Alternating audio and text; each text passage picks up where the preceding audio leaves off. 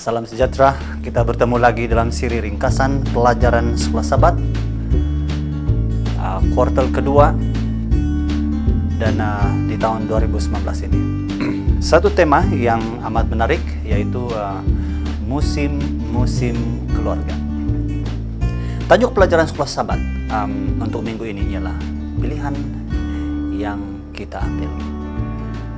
Dan sebelum kita teruskan, mari kita berdoa. Ya Tuhan Bapa di surga, hadirlah bersama dengan kami. Kirimkanlah Roh Kudus Tuhan untuk mengajar kami, menuntun kami kepada kebenaran. Di dalam Yesus Kristus saya berdoa. Amin. Di antara garis besar yang ada dalam pelajaran sekolah Sabat pada minggu ini ialah kebebasan memilih. Dan juga yang seterusnya adalah bagaimana kita membuat keputusan yang tepat dan memilih sahabat, memilih pasangan hidup, dan memilih haluan. Di dalam Yosua pasal 24 ayat 15, Yosua mengatakan sesuatu yang sangat penting bagi sebuah keluarga untuk membuat pilihan.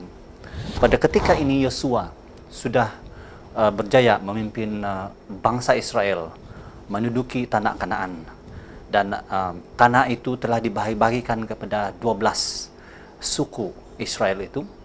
Dan pada suatu ketika di akhir hayat Yosua, dia mengumpulkan para ketua-ketua suku Israel dan mengatakan kata-kata terakhir kepada bangsa ini sebelum mereka berpisah pergi ke tempat tanah mereka masing-masing. Dan pada ketika itu Yosua mengatakan dalam Yosua pasal 24:15, tetapi jika kamu anggap tidak baik untuk beribadah kepada Tuhan, pilihlah pada hari ini kepada siapa kamu akan beribadah. Allah yang kepadanya nenek moyangmu beribadah di seberang sungai Efrat, atau Allah orang Amori yang negerinya kamu diami ini. Tetapi aku dan seisi rumahku, kami akan beribadah kepada Tuhan. Dalam kata-kata ini, Yosua menyadari bahwa dalam kalangan bangsa Israel itu ada juga yang memilih untuk tidak beribadah kepada Tuhan. Dan menurut pengalaman bangsa ini selama 40 tahun sebelum itu berada di padang belantara, seringkali mereka melupakan Tuhan dan menyembah Tuhan-Tuhan yang lain. Dan pada waktu ini pun Tuhan masih lagi sentiasa memberikan peluang kebebasan kepada bangsa ini, sama ada untuk menyembah Tuhan ataupun menyembah Tuhan-Tuhan yang lain. Bagi kita sekarang ini, setiap perkara yang berlaku dalam kehidupan kita adalah dari pilihan kita sendiri. Dan sehari tidak akan berlalu tanpa kita membuat pilihan. Ada kalanya kita tidak sadar bahwa kita telah pun membuat pilihan, karena ia merupakan rutin seharian. Pernahkah kita menyesali pilihan-pilihan yang kita buat pada masa yang lalu? Sudah tentunya kita akui bahwa seringkali kita melakukan pilihan yang salah dan kita menyesal. Tetapi kabar baiknya ialah apapun pilihan salah yang kita lakukan di masa yang lampau, kita mempunyai pengharapan, kasih, kemurahan, dan pengampunan. Kebebasan memilih. Apakah takdir itu? Menurut Alkitab, biasanya ada yang mengatakan ataupun ada pendapat, pandangan yang mengatakan bahwa nasib kita ini ditentukan oleh Tuhan. Biarpun apa pilihan yang telah dibuat ataupun apa pilihan-pilihan yang kita buat di dalam kehidupan ini, nasib sudah ditetapkan oleh Tuhan, sama ada kita suka ataupun suka. Tetapi menurut Alkitab, Christian Seventh-day Adventist menolak teologi ini. Ya, Tuhan telah memilih semua orang untuk diselamatkan dan untuk mendapat kehidupan yang kekal sebelum dunia ini bermula. Mari kita lihat dalam 2 Timotius 1 ayat 9. Dalam terjemahan baru, Indonesia terjemahan baru katakan, Dialah yang menyelamatkan kita dan memanggil kita dengan panggilan kudus, bukan berdasarkan perbuatan kita, melainkan berdasarkan maksud dan kasih karunia-Nya sendiri, yang telah dikaruniakan kepada kita dalam Kristus Yesus sebelum permulaan zaman.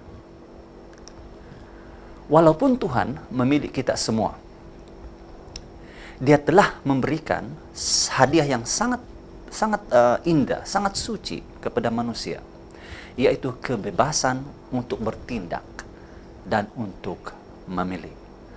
Ini bermakna Tuhan tidak memaksa kita untuk mengasihi Dia. Dan ini ternyata terbukti di dalam kehidupan Yesus sendiri suatu ketika dahulu.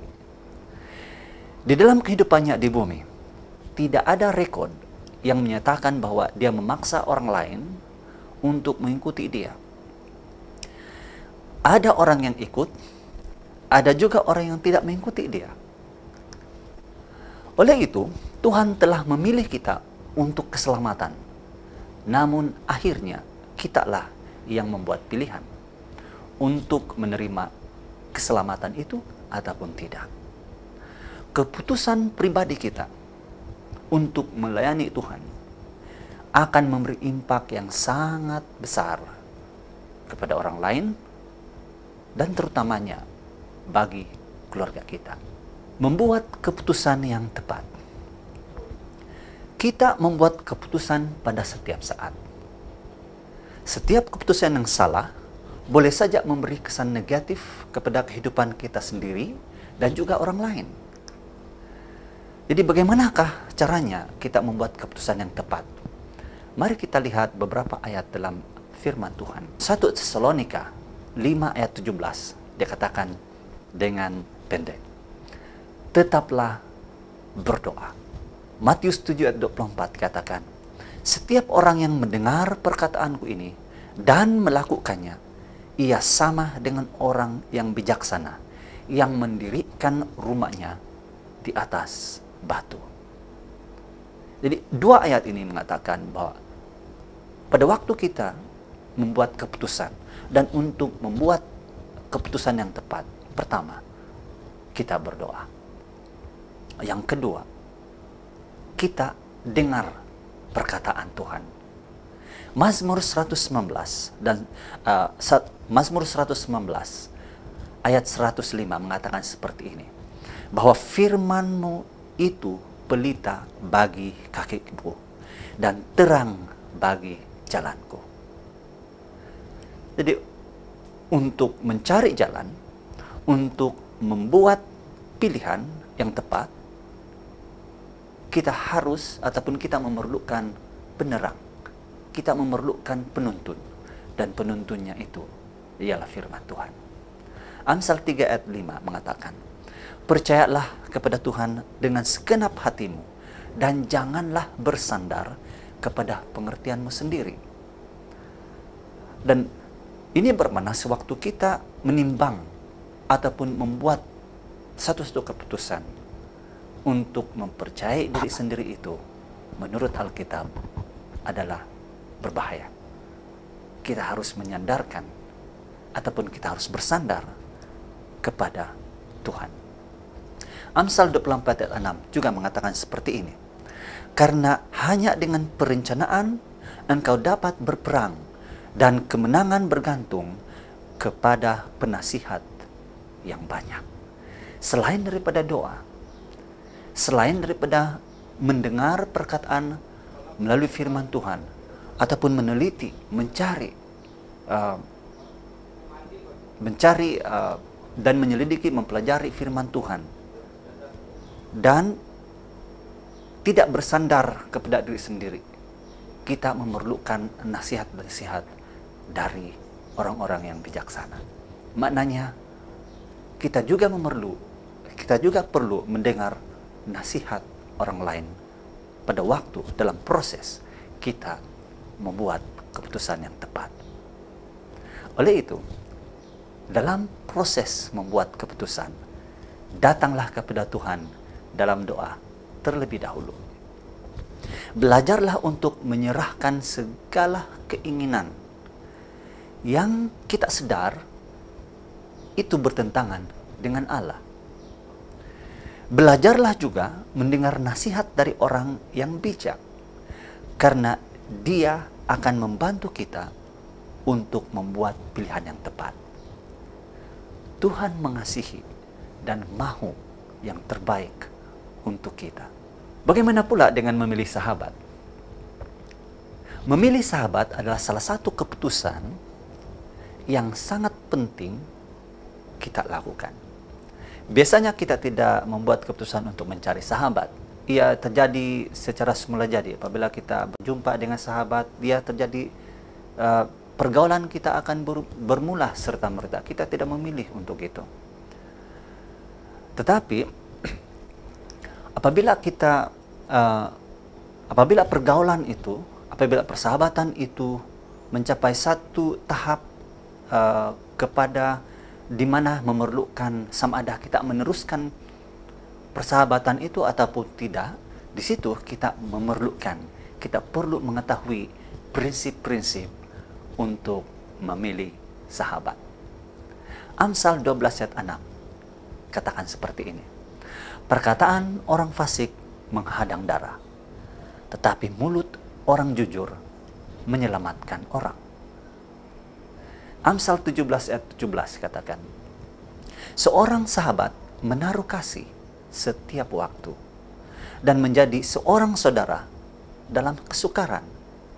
Amsal 18 ayat 24, ada teman yang mendatangkan kecelakaan, tetapi ada juga sahabat yang karib. Ada juga sahabat yang lebih karib daripada seorang saudara. Amsal 22 ayat 24 dan 25 mengatakan seperti ini. Jangan berteman dengan orang yang lekas gusar. Jangan bergaul dengan seorang pemarah, supaya engkau jangan menjadi biasa dengan tingkah lakunya dan memasang jerat bagi dirimu sendiri. Oleh itu, untuk memilih sahabat, kita boleh simpulkan seperti ini. Untuk bersahabat, kita mesti suka bersahabat. Sahabat sejati adalah sahabat yang menerima kita seadanya.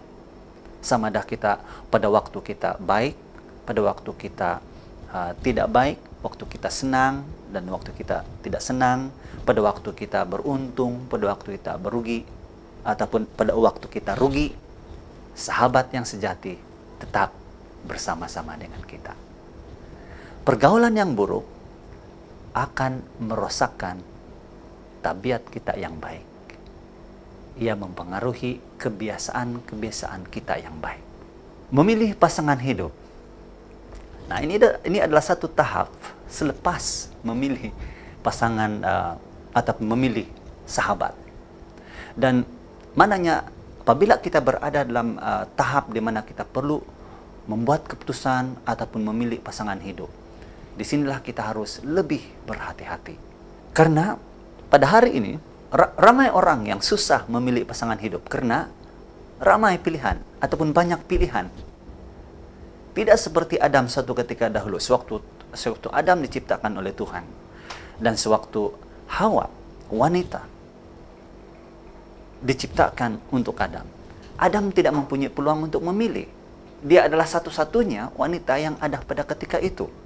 Dan bagi saya itu adalah sesuatu yang itu adalah kesempatan ataupun privilege, karena kita tidak perlu susah hati untuk memilih. Karena yang istimewanya bagi Adam ialah Tuhan telah memilih pasangan yang sempurna untuk dia. Dan prinsip ini amat baik untuk kita pertimbangkan. Bahwa pada hari ini, di antara semua pilihan yang kita ada di depan mata kita, apa kata kalau kita minta Tuhan memilih pasangan untuk kita? Walau bagaimanapun, pada masa yang sama, Tuhan tidak membiarkan kita tanpa panduan pada hari ini. Mari kita baca dalam Mazmur 37 ayat 27. Dia katakan, jauhilah kejahatan ataupun jauhilah yang jahat dan lakukanlah yang baik, maka engkau akan tetap tinggal untuk selama-lamanya. Mazmur 119 ayat 97 katakan, betapa aku cintai Tauratmu, aku merenungkannya sepanjang hari. Dan coba kita pikirkan dua ayat ini. Bagaimana kita aplikasi ayat ini dalam proses kita memilih pasangan hidup? Karena apabila kita lihat ayat ini, dia tertuju kepada diri kita sendiri. Dan ini bermakna sewaktu kita memilih pasangan hidup, kriteria itu sebenarnya tidak terletak pada orang yang kita pilih. Tetapi Alkitab membawa kita ataupun mendorong kita untuk melihat kepada diri kita sendiri terlebih dahulu. Coba kita pertimbangkan satu ayat dalam Yakobus pasal 1 ayat 23 hingga 25. Dia katakan seperti ini dalam terjemahan baru, Indonesia terjemahan baru. Dia katakan, sebab jika seorang hanya mendengar firman saja dan tidak melakukannya, ia adalah seumpama seorang yang sedang mengamat-amati mukanya yang sebenar di depan cermin. Baru saja ia memandang dirinya, dia sudah pergi atau ia segera lupa bagaimana rupanya. Tetapi barang siapa meneliti hukum yang sempurna, yaitu hukum yang memerdekahkan orang, dan ia bertekun di dalamnya, jadi bukan hanya mendengar untuk melupakannya, tetapi sungguh-sungguh melakukannya, dia akan berbahagia oleh perbuatannya. Dan sekali lagi ayat ini berbalik ataupun merujuk kepada diri kita sendiri. Sesuatu harus berlaku pada diri kita sendiri sebelum kita coba untuk mencari quality bakal pasangan yang kita pilih. Artinya, untuk mencari pasangan yang tepat, jadilah seorang yang lebih tepat terlebih dahulu. Dalam arti kata lain, be the right person first. Matius 7:12 mengatakan seperti ini. Segala sesuatu yang kamu kehendaki supaya orang perbuat kepadamu, perbuatlah demikian juga kepada mereka. Jangan kita menginginkan quality pada diri orang lain yang kita sendiri tidak miliki, karena ia akan menimbulkan masalah. Matius 7 ayat 1 hingga 3. Dia berbicara tentang hal menghakimi.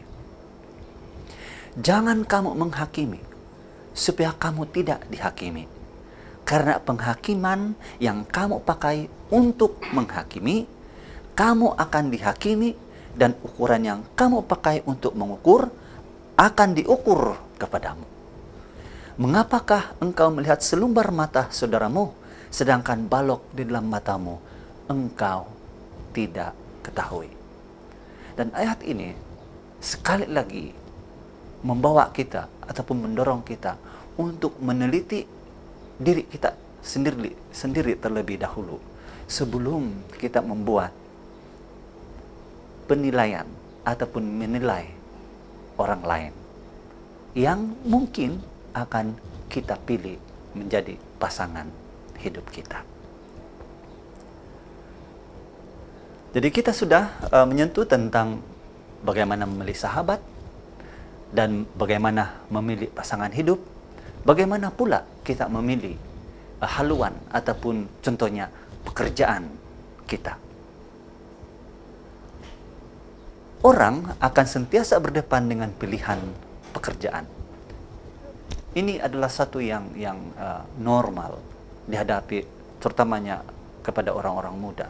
Setelah tamat pengajian, dan dia akan berdepan dengan banyak pilihan pekerjaan di luar sana. Dan apa saja yang kita pilih,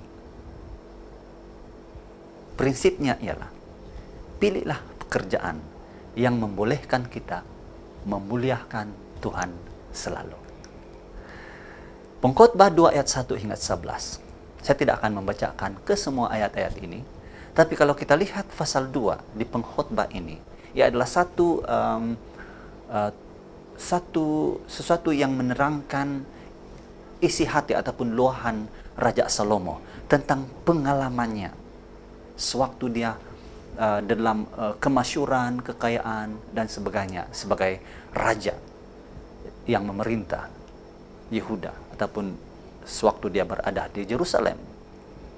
Dan dikatakan bahwa Raja Salomo mengatakan dalam ayat ini bahwa dia telah mencari kepuasan melalui kekayaan, kuasa, dan keseronokan.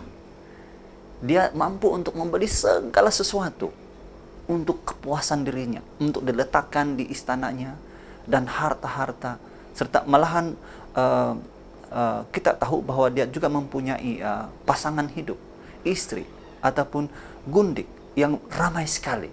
Dan semuanya itu dikatakan oleh Salomo sendiri bahwa untuk kepuasannya dan untuk keseronokannya. Tetapi walaupun Raja Salomo ini, dia sendiri akui bahwa tidak ada orang yang kaya ataupun orang yang masyhur, orang yang bijaksana seperti dia sebelum dan selepas dia di Yerusalem. Artinya dia adalah satu-satunya yang sangat bijaksana, sangat masyhur, sangat kaya raya di antara raja-raja yang memerintah di Yerusalem dalam sejarah. Dia adalah satu-satunya yang unik, yang kaya, yang masyhur. Tidak ada seperti dia sebelum atau selepas dia. Tetapi akhirnya dia mengatakan seperti ini di ayat yang ke-11. Ketika aku meneliti segala pekerjaan yang telah dilakukan tanganku, dan segala usaha yang telah kulakukan itu dengan jerih payah, lihatlah, segala sesuatu adalah kesia-siaan dan usaha menjaring angin. Memang tidak ada keuntungan di bawah matahari. Dan kalau kita lihat di pasal yang terakhir buku pengkhotbah ini, dia katakan, yang paling penting, kesimpulan dari segala sesuatu yang telah diperkatakan ini ialah, hormatilah Tuhan dan taatilah perintahnya. Oleh itu, coba kita renungkan pertanyaan ini. Apabila dikaitkan dengan keluarga kita, berapa ramaikah di antara kita yang menghabiskan lebih banyak masa di tempat kerja berbanding waktu bersama keluarga? Pikirkan ini. 1 Timotius 6 ayat 10, dia katakan, karena akar segala kejahatan ialah cinta uang. Sebab oleh memburu uanglah beberapa orang telah menyimpang dari iman dan menyiksa dirinya dengan berbagai duka. Ayat ini tidak mengatakan bahwa uang itu jahat, tetapi mencintai uang itulah punca masalahnya. Sama ada kaya ataupun miskin, apabila di dalam diri seseorang itu mencintai uang lebih dari keluarganya, maka uang itu menjadi akar segala kejahatan ataupun masalah, khususnya dalam keluarga. Jadi, untuk mencari nafkah, Kalau kita mencari nafkah, ataupun kita jadikan mencari nafkah itu sebagai yang utama, maka ia akan menjadi berhala dalam kehidupan kita. Karena sebagaimana Raja Salomo, walaupun kebanyakan dari pendapatan kita itu mendatangkan kepuasan, tetapi akhirnya kita akan sadar suatu hari nanti, ataupun mungkin pada ketika ini, bahwa semuanya itu sia-sia belaka. Sebagai rangkuman dari semua yang diperkatakan ini dalam ringkasan Sekolah Sabat ini, mari saya sampaikan dalam 4 garis. Pertama, kebebasan memilih yang Tuhan hadiahkan kepada kita akan memberi kesan kepada diri kita dan keluarga kita, ataupun orang lain di sekeliling kita, sama dah kesan yang baik ataupun kesan yang buruk. Yang pastinya pilihan yang salah mendatangkan kejahatan. Pilihan yang baik ataupun betul mendatangkan kebaikan. Jadi jadilah seperti Yosua. Walaupun di tengah-tengah satu bangsa yang keras kepala, yang tidak menentu kepercayaannya, tetapi Yosua telah berdiri di tengah-tengah bangsa ini suatu ketika dahulu, dan dengan berani, dengan lantang mengatakan di hadapan tua-tua pemimpin bangsa Israel pada ketika itu. Dia katakan, tetapi aku dan seisi rumahku, kami akan beribadah kepada Tuhan. Saya Pastor Wilbon Gondolos untuk Sabah Hope Media. Tuhan memberkati Anda selalu. Hingga berjumpa lagi.